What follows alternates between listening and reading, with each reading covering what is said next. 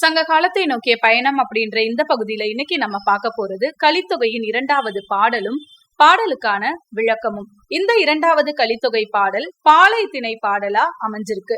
இந்த பாடலை பாடிய புலவர் பாலை பாடிய பெருங்கடுங்கோன் என்று சொல்லக்கூடிய புலவர். கலித்தொகையில அமைஞ்சிருக்கக்கூடிய எல்லா பாலை திணை பாடல்களையும் இந்த புலவர் தான் பாடியிருக்காரு. இந்த பாடலினுடைய கூற்று தோழி கூற்று, அதாவது தோழி தலைவி கிட்ட சொல்ற மாதிரி இந்த பாடல் அமைஞ்சிருக்கு. சங்க காலத்துல எழுதப்பட்ட அகம் சார்ந்த ஒரு பாடலை நம்ம சரியா புரிஞ்சுக்கணும் அப்படின்னா முதல்ல அந்த பாடல் எழுந்த சூழலை நம்ம சரியா தெரிஞ்சுக்கணும். இந்த சூழலைத்தான் உரையாசிரியர்கள் கூற்று விளக்கம் அப்படின்லாம் சொல்லி விளக்குவாங்க. அதனால இந்த பாடல் எழுந்த சூழலை நம்ம தெரிஞ்சுக்கலாம். இல்லற வாழ்க்கைக்கு இன்றியமையாதது பணம் அப்படின்னு சொல்லி தலைவிய விட்டுட்டு பணம் தேடுறதுக்காக புறப்பட்டு போறாரு தலைவன்.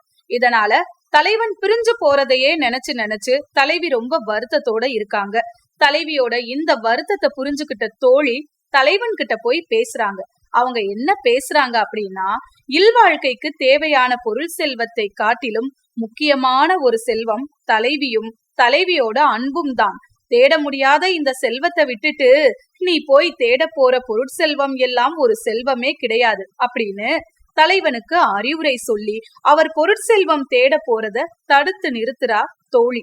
தோழியோட இந்த பேச்சை கேட்டு தலைவனும் பொருள் தேட புறப்படுறத கைவிட்டாரு. இந்த நல்ல விஷயத்த தோழி தலைவி கிட்ட வந்து சொல்றதுதான் இந்த பாடலா அமைஞ்சிருக்கு. அப்படி தோழி தலைவன் கிட்ட போய் என்னெல்லாம் சொல்லி அவர் போறதை தடுத்து நிறுத்தினா அப்படின்றத இந்த பாடல் மூலமா நம்மளும் தெரிஞ்சுக்கலாம். முதல்ல அந்த பாடலை பார்த்துட்டு அதுக்கப்புறம் நம்ம விளக்கத்துக்குள்ள போகலாம். தொடங்கற்கண் தோன்றிய முதியவன் முதலாக அடங்காதார் மிடல் சாய அமரர் வந்து இரத்தலின் மடங்கள் போல் சினையே மாயம் செய் அவுணரை கடந்து அடு முன்போடு முக்கண்ணான் மூவெயிலும் உடன்றக்கால் முகம் போல ஒன்கதிர் தெருதலின் சீறு அரும் கணிச்சியோன் சினவலின் அவ்வெயில் ஏறு பெற்று உதிர்வன போல் வரை பிளந்து இயக்குனர் ஆறு கெட விளங்கிய அழலவிர் ஆரிடை மரப்பரும் காதல் இவள் ஈண்டு ஒழிய இறப்ப துணிந்தினிர் கேள்மின் மற்ற ஐய தொலைவு ஆகி இறந்தோர்க்கு ஒன்று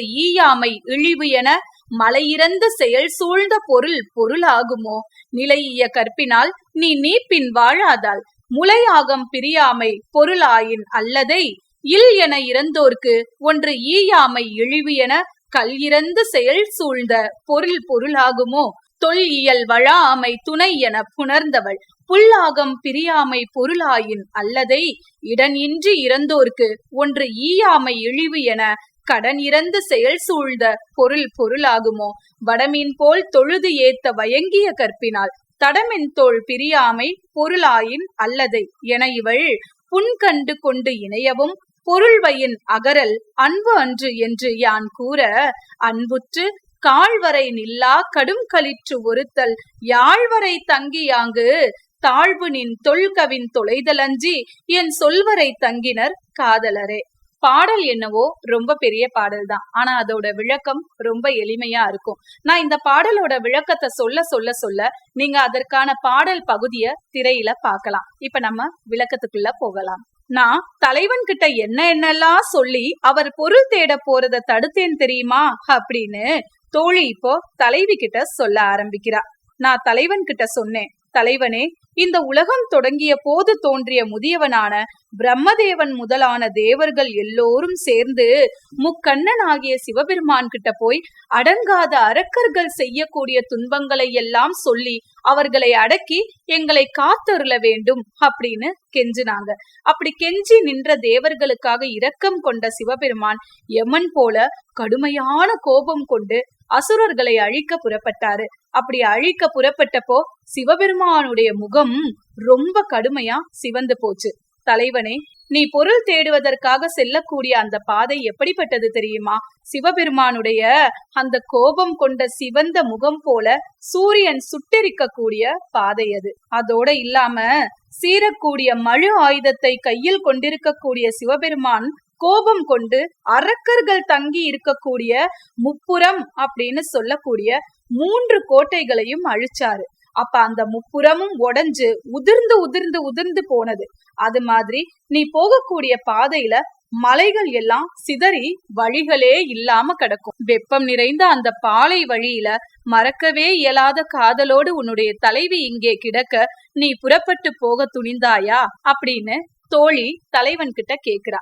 முதல் 10 வரியில அமைஞ்சிருக்கக்கூடிய இந்த பகுதி தலைவன் பொருள் தேடுவதற்காக புறப்பட்டு செல்லக்கூடிய அந்த பாதை எப்படியான கடுமையான பாலை நில பாதை அப்படின்னு சொல்லி தோழி தலைவனுக்கு அறிவுறுத்துறதா அமைஞ்சிருக்கு. இத சொல்லிட்டு அடுத்தடுத்த வரிகள்ல சொல்றா, தலைவனே கேள், தங்கள் கையில் இருந்த செல்வங்களை எல்லாம் தீர்த்துவிட்டு பின் உன்னிடம் யாசகம் கேட்டு வந்தவர்களுக்கு ஒன்றும் கொடுக்காமல் இருப்பது இழிவு என்று எண்ணி அவர்களுக்கு கொடுப்பதற்காக நீ செல்வம் தேடச் செல்கிறாய்.